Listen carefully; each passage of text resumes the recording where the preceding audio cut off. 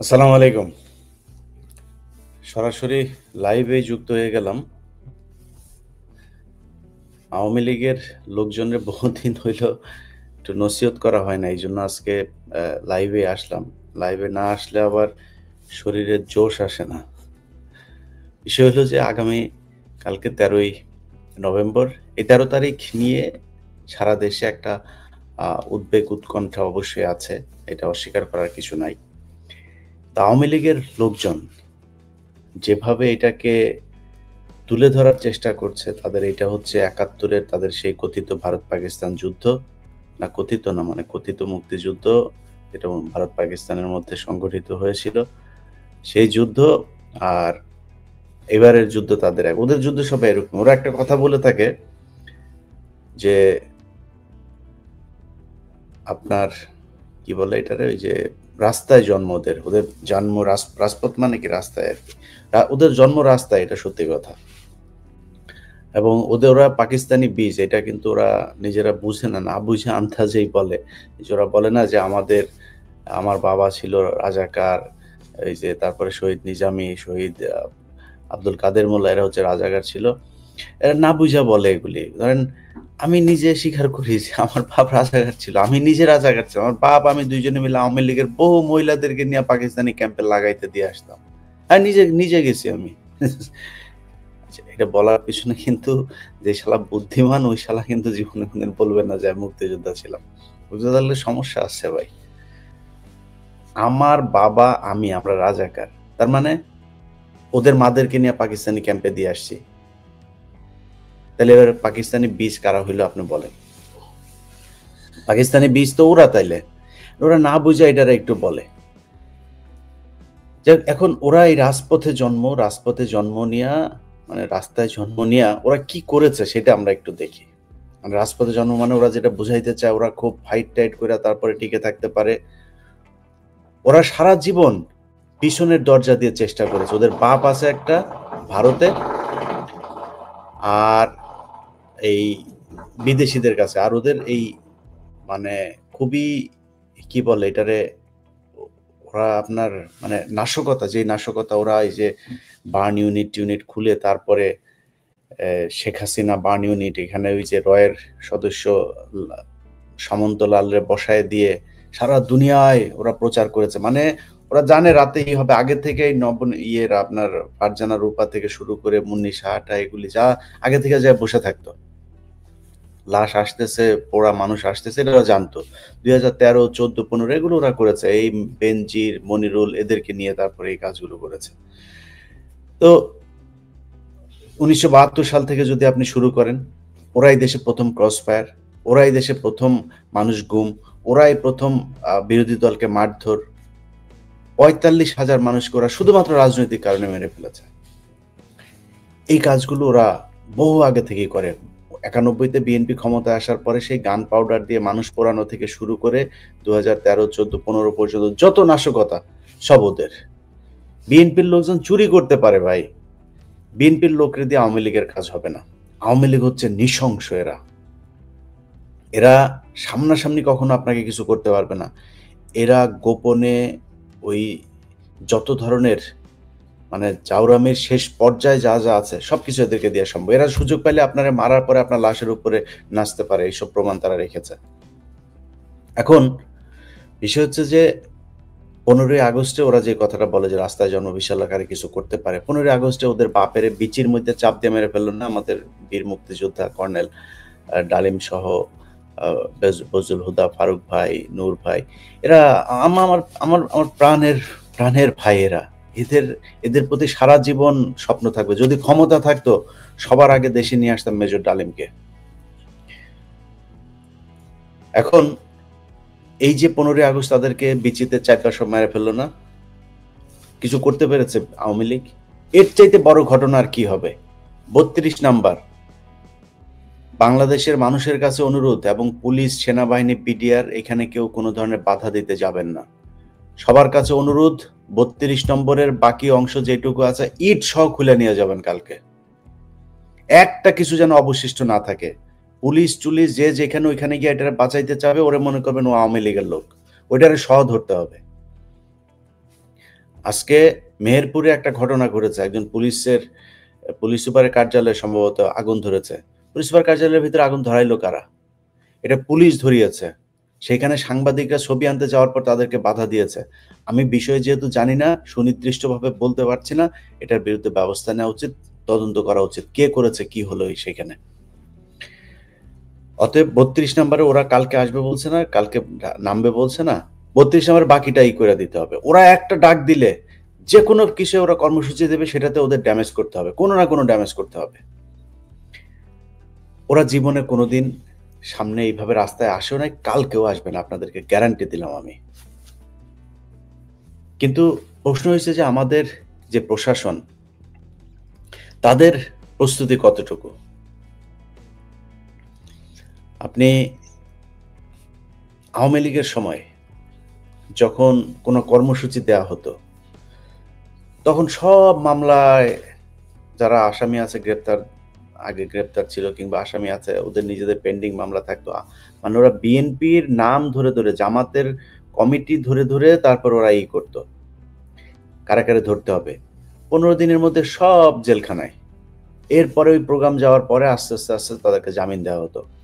অথচ এখন আসিফ নজরুলের জজ সাহেবেরা সবচাইতে বেশি জামিন দিয়েছে গত 15 দিনে।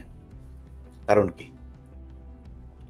পুলিশের ভেতরে হাজার হাজার পুলিশ এখনো পর্যন্ত আওয়ামী লীগের সেই সময় নিয়োগ দেয়া। আমি ধরলাম কিছু মানুষ পরীক্ষিত, ওকে ঠিক আছে, তারা ঘাপটি মেরেছিল, তারা আওয়ামী লীগ করতো না, বিএনপি করতো, জামাত করতো। এই সব পুলিশের যাদের বিরুদ্ধে মামলা হয়েছিল, সব মামলা থেকে পুলিশকে সরাই দেওয়া হচ্ছে, আবার চাকরিতে নেওয়া হচ্ছে। অথচ গেল 1.5 বছরে আসিফ নজরুল আর এই বিদেশিদের বয়ফ্রেন্ড দুইজন মিলা একটা নিয়োগ দিতে পারলো না বড় ধরনের, যে 18 সাল থেকে 24 সাল পর্যন্ত যারা কোটা সংস্কার আন্দোলন সহ বিভিন্ন আন্দোলনে সরকারের বিরুদ্ধে অবস্থান নিয়েছিল, সেই কারণে যাদের চাকরি চলে হয় নাই, পুলিশ ভেরিফিকেশনে চাকরি না, বিসিএস এর টেকার পর ভাইভাতে বাদ দিয়ে দেওয়া হয়েছে, কারণ কোটা সংস্কার আন্দোলনে জড়িত ছিল। তাদেরকে আপনি বিশেষ নিয়মে নিতে পারেন নাই। একজনকেও এইভাবে নিয়োগ দেওয়া হয় না, কোনো জায়গায় নিয়োগ দেওয়া হয় না এইভাবে, যে দেশপ্রেমিক কারা আছে, কারা আওয়ামী বিরোধী, ভারত বিরোধী, এই মানুষগুলোরে আমাদের কাজে লাগানো দরকার, কাজে লাগায় নাই। উপরন্তু কি করেছেন? তাদেরকে বলা হয়েছে মব। এই মবেরা বাংলাদেশ এখন পর্যন্ত টিকিয়ে রেখেছে, আগামীকালকেও মবেরা সবচাইতে বেশি মাঠে থাকবে। আপনার এই পুলিশ আর আপনার আর্মি আর আপনার বিজিবি এখনো পর্যন্ত সেই জায়গায় যায় নাই যে বন্দুকের নলটা সবসময় আওয়ামী লীগের দিকে রাখবেন। তাদের নিয়োগ দিয়ে যাওয়ার লোক সব কিচ্ছু করেন নাই। এখন আগামীকালকে কি হবে সেটার কিছু নজির আপনারা গেল 2-3 দিন দেখছেন। ওরা সেই গান পাউডার, সেই আগুন, সেই জ্বালাও পোড়াও, আওয়ামী লীগের পুরাতন অস্ত্র যেগুলো, সেগুলো তারা ব্যবহার করা শুরু করেছে। এখন আপনাদেরকে চিন্তা করতে হবে তাদেরকে কিভাবে মোকাবেলা করবেন। এটা হাসি তামাশা রসাত্মক বিষয় না। এটা আওয়ামী লীগের সময় বিএনপি জামাতের লোকজনের অভাব ছিল আপনার মনে হয়? কেন বিএনপি জামাতের লোকজন নামতে পারে নাই? নামলেই গুলি। কালকে চিটাগাংয়ের পুলিশ কমিশনার বলেছেন যে অস্ত্রসহ সন্ত্রাসীদেরকে দেখা মাত্র গুলি। 2-1টা পত্রিকা সেটা শিরোনাম করেছেন, মানে নেগেটিভ ভাবে অ্যাপ্রোচ করা হয়েছে, উপস্থাপন করা হয়েছে সেটা। তো চিটাগাংয়ের পুলিশ কমিশনার কি বলবে? অস্ত্রধারী সন্ত্রাসীদের দেখলে বুক পেতে দাও পুলিশ, তাই বলবে? প্রতিটা পুলিশ কমিশনার, প্রতিটা পুলিশের এসপি কে এই ঘোষণা দেওয়া উচিত। অস্ত্র নিয়ে আওয়ামী লীগের সন্ত্রাসী দেখা, ওরা বাংলাদেশের মানুষ না, ওরা ভারতের মানুষ, ওরা বাপের বাড়িতে চলে যাবে। ওদের মারে যেখানে নিয়ে গেছে সেখানে। আমরা এখানে বসে যখন এই গত 15 বছরে আমরা, বিশেষ করে গত 5 বছরেই তো আমরা বেশি কথাবার্তা বলেছি, ওরা খুব ব্যঙ্গ রসাত্মক করে বলতো আমরা বিদেশে বসে তারপরে কথা বলছি, দেশে আয়। খুব মিল পাই ভাই। আমরা যখন কথা বলতাম না, আমরা কিন্তু কোনোদিন এই গেল 2 দিনে আপনি দেখেন নাজমুল তারেক, ওই যে আপনারা কি নামে ডাকেন যেন ওরে, আমি আর ওই নামে ডাকতে চাই না, আল্লাহ সবাইকে সৃষ্টি করেছেন সেই কারণে। এই নাজমুল আলম সিদ্দিকী সে বলেছে যে কি নাকি ভাঙিয়া ফেলবে রাস্তায়, না খুব বাজে ভাষা, এটা বললাম না। নাজমুল, যেটা তুই লিখেছিস কার ওইটা ভাঙবি, ওইটা তোর মা বোনদের ওইটা ভাঙা হবে। আসিস, আসতে বলিস তোর লোকজনরে।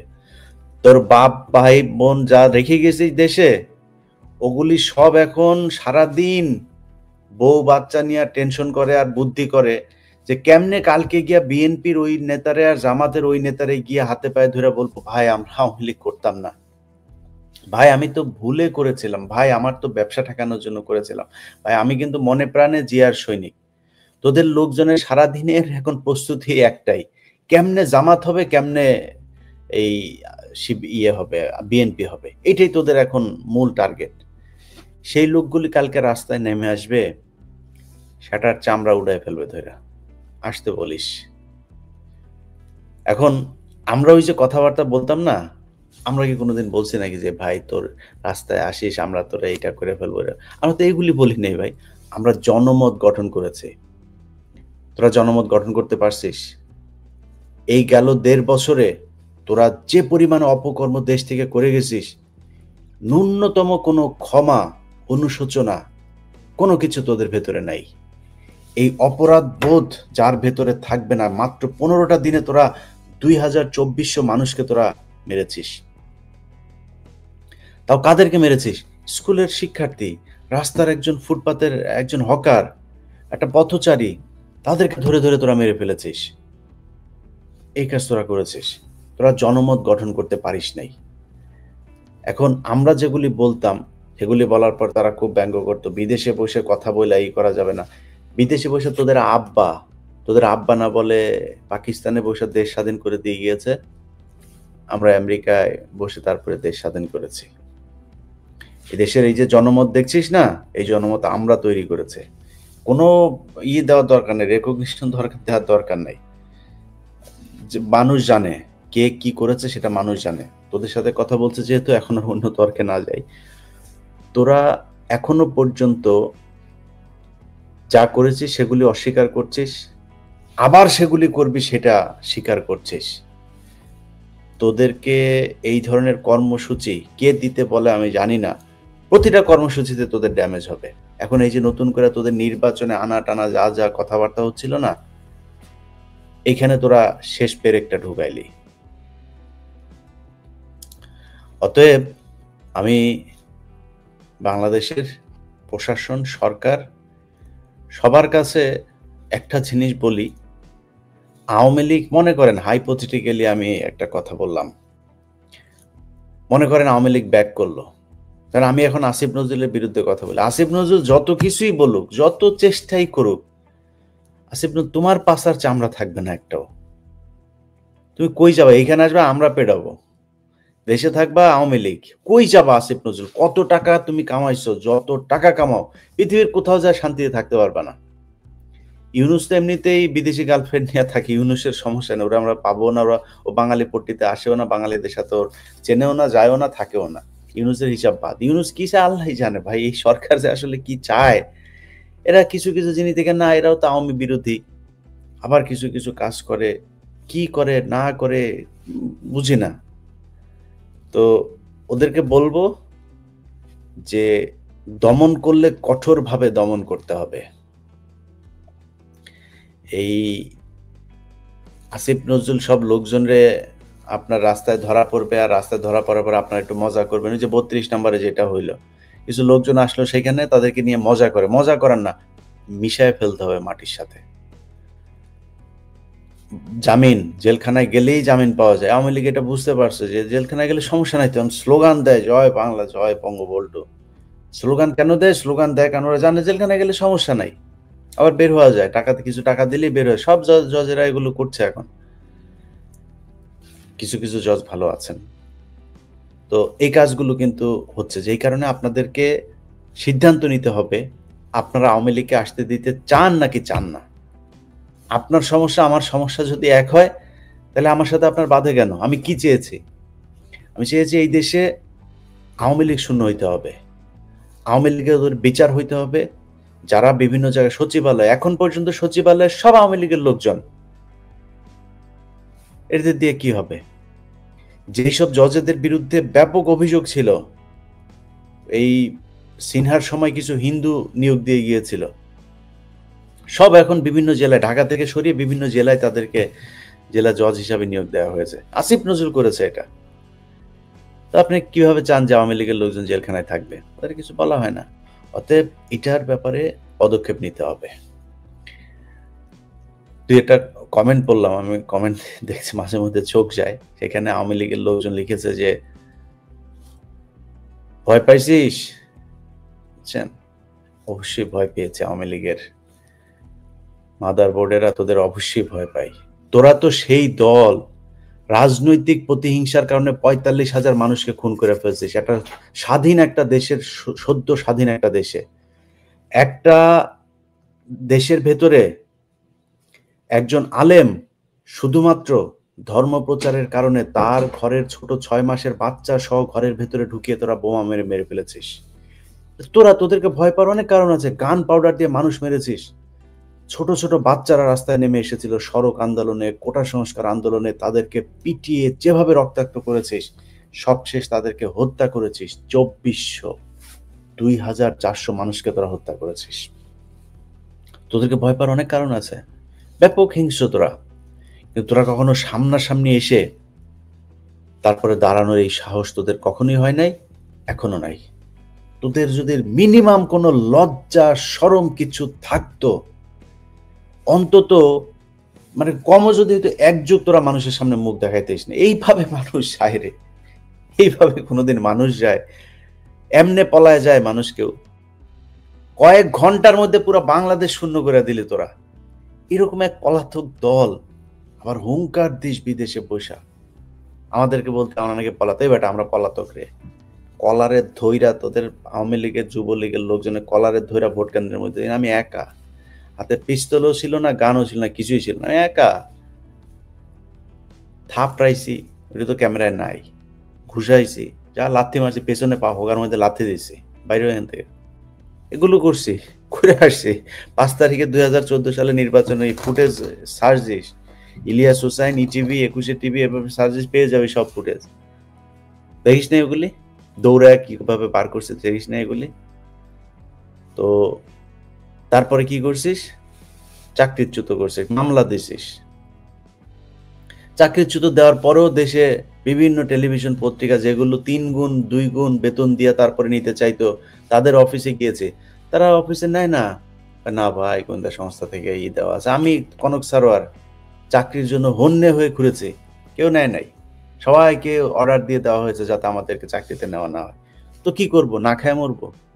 বিদেশে এসছি, বিদেশে তোদের মতো বর্ডার দিয়ে পালায়, এই দাড়ি মুছ কাইটা তারপরে তোদের এই লোকজনের মতো এইভাবে পালাইছি আমরা। এয়ারপোর্ট দিয়ে এসছি, বিদেশে এসে কাজ করছি, কাজ করে খাই, সেই সাথে দেশের প্রতি যে দায়িত্ব সেটা পালন করি। তোরা যেইভাবে আসছিস, যেইভাবে তোদের বের করা হয়েছে, আর যেই অবস্থায় তোরা এখন আছিস, আরে ভাই আমাদের বের করে দিছিস, এইখানে আসছে, এখানে এসেও আমরা তোদের বিরুদ্ধেই কথা বলছি। আমরা সেই বিএনপি জামাত তাদের যে পলিসি যেগুলো নিয়ে আমাদের যেভাবে কথা বলে, আমরা সেই যেভাবে কথা বলছি এখনো সেভাবেই কথা বলি। বিএনপি জামাতের যেটুকু সমালোচনা করার দরকার করি, বাকিটা তাদের মতো করে কথা বলি। তোদের বিরুদ্ধে আমাদের অবস্থান যা ছিল ওই অবস্থান ঠিক আগের মতো আছে, এখনো এরকম থাকবে সারা জীবন। এখানে পিস্তল ধরলে একই রকম থাকবে। তোদের অবস্থাটা কি? তোদের লোকজন যাদেরকে এখন টাকা পয়সা, তোদের টাকা পয়সার অভাব নাই, রিজার্ভের কয়েক গুণ তোরা করছিস, বিদেশে নিয়ে গেছিস। ওগুলি দিয়ে এখন বিভিন্ন লোকজনের টাকা পয়সা দিস, দিয়ে এখানে একটা বাসে আগুন, ওইখানে একটা গাড়িতে আগুন। এভাবে বেশি দিন চলা যাবে না। কারণ বিএনপি জামাতের লোকজন তো দেশ থেকে বাইর হয় নাই, তোরা সব বাইরে চলে এসেছিস। তারা মানে লুকিয়ে হোক, ওপেনে হোক, গোপনে হোক, যেমনি হোক তারা রাস্তায় ছিল তাদের নেতা কর্মীদেরকে নিয়ে। তোদের সেই নেতা কর্মীরা কই যারা সংঘবদ্ধ করবে? যারা আসে দেশে, ওদের তো সারা দিন কাটে আমি জামাত হব, আমি আওয়ামী লীগ, এই বিএনপি হব, এই গান গাইতে গাইতে ওদের দিন রাত কাটে। তো তুই সেই লোক পাবি কোথায়? কালকে আসবি, কালকে মাঠে নামবি, রাস্তায় আসবি, এত সাহস তোদের? যদি কালকে তোরা রাস্তায় নেমে দেখাইতে পারিস ৫০০ মানুষ এক জায়গায় হয়েছিস এবং সেইখানে ৫ মিনিট ছিল, তোরা সেইভাবে মিছিল করিস, মনে হয় দৌড় প্রতিযোগিতা। ওইখানে ওই যে ওসান বোল্ট আছে না, ওসান বোল্টে যদি নাকি তোদের সাথে দাঁড় করায় দেওয়া যায়, ১০০ মিটারের দৌড়ে তোদের সাথে পারবে না।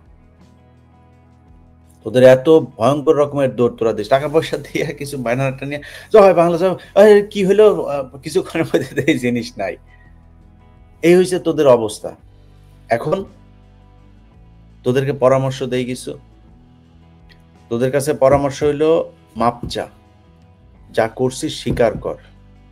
এটা তোদের দিয়ে জীবনে সম্ভব না, কারণ তোদের ভেতরে, তোদের মস্তিষ্ক, তোদের চিন্তা ভাবনা যা কিছু আছে, এর সাথে পৃথিবীর কোনো মনুষ্য সমাজের কারোর চিন্তা ভাবনা মিলবে না। ওরা এখন পাইছে মুগ্ধ মারা যায় নাই, শিখদরে নিয়ে কয় মুগ্ধ, এটা মুগ্ধ, মুগ্ধ এখনো বেঁচে আছে। আবু সাইদ মারা যায় না, আবু সাইদরে শেখ মুজিবের মতো বিচিতে চাপ দিয়ে মারা হয়েছে। তোদের মতো চাউরা, এত অসভ্য প্রাণী তোদেরকে জীবনে কোনোদিনই করা যাবে না। এই যে এই এরা একটু বলে নেই, কি যেন তানবির না কি নামে যেন একজন লিখছে যে এটা হইলো গিয়া পাকিস্তানি বীজ। বেটা এইগুলি তোদের সুন্দরভাবে বুঝাই দেই। আমার বাপ, আমি দুইজন রাজাকার ছিলাম, আমরা দুইজন মিলে বের হইতাম, আওয়ামী লীগের কোথায় মেয়ে আছে মহিলা আছে এগুলি ধরে ধরে নিয়ে আমাদের পাকিস্তানি ভাইদের ক্যাম্পে দিতাম, তোদেরকে লাগাইতো প্রোটেকশন ছাড়া। এরপরে তোরা পয়দা হুয়া, এই এত সুন্দর ডেফিনেশন এরা অ্যারিস্টটলও দিতে পারবে না। এই যে ডেফিনেশন দিয়ে রাখছে, এটা তোদের মাথায় যায় না, কানে যায় না কিছু। সো তোদের যদি লজ্জা শরম কিছু থাকতো, জীবনে কোনোদিন আর কথা বলতি না। এখন আর বেশি কিছু বললাম না, 13 তারিখের প্রোগ্রাম পর প্রশাসনের কাছে অনুরোধ থাকবে যে এদেরকে যেভাবে ব্যবস্থা নেওয়া যায়, পুলিশের কোন কোন থানায় কারা কারা এগুলো করছে, কোন কোন থানা লুজ দিয়েছে, কোন কোন থানায় ঘটনা ঘটেছে, তাৎক্ষণিক ওই থানার ওসিকে সরাইতে হবে ওইখান থেকে। যেসব জেলায় এগুলো করা হচ্ছে সেখানকার এসপি ওসি এগুলোকে সরাইতে হবে। যদি না করেন, আসিফ নজরুল সাহেব পাশার চামড়া একজনেরও থাকবে না। এমনে এই মজা দিয়া দিয়া তারপরে টাকা পয়সা পাবেন আর সব ভুলে যাবেন, এটা দেওয়া হবে না। ভালো থাকেন। আওয়ামী লীগের জন্য 13 তারিখের বাম্বু মোবারক থাকলো, কালকে ঈদ মোবারক লাইভ হবে।